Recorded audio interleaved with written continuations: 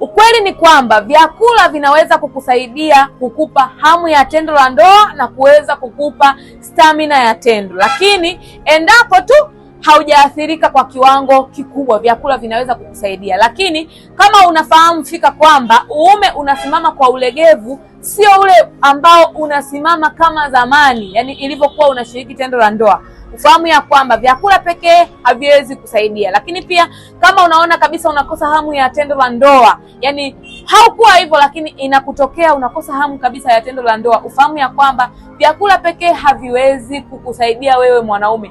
Lakini pia unaweza ukatumia vyakula, kuna baadhi ya vyakula ambavyo vinaweza kukurejesha wewe mwanaume endapo hamu ya tendo la ndoa imepungua, hauna stamina ya tendo. Kuna baadhi ya vyakula ambavyo ukivitumia vinaweza kukurejeshea nguvu zako za kiume, lakini isiwe hatua kubwa zaidi, yani yule mwanaume ambaye anashindwa kusimamisha kabisa, au ni yule mwanaume ambaye katikati ya tendo maumbile yanalegea.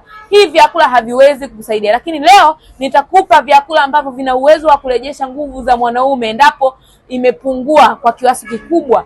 Kama mwanaume unashindwa kuhimili tendo la ndoa vizuri, hakikisha unakula karanga kwa wingi, miogo kwa wingi, karoti kwa wingi, lakini pia hakikisha unakula samaki, yani ile mshemsho, unakula kwa wingi sana. Epuka kutumia tu vyakula vya mafuta mengi, hivi ni vya hatari kwako. Mwanaume, kama unapitia changamoto hii ya upungufu wa nguvu za kiume kwa muda mrefu, inakutesa, inakupotezea kujiamini, wakati unaenda kushiriki tendo la ndoa unajikuta mwili unahitaji lakini huku chini hakuwezi kufanya kazi, inabidi ufanye matibabu ili uweze kurejesha nguvu zako za kiume. Nimekwambia awali kwamba kuna vyakula ambavyo vinaweza kukusaidia, lakini kumbuka, kama umeathirika kwa kiwango kikubwa, vyakula pekee haviwezi kukusaidia.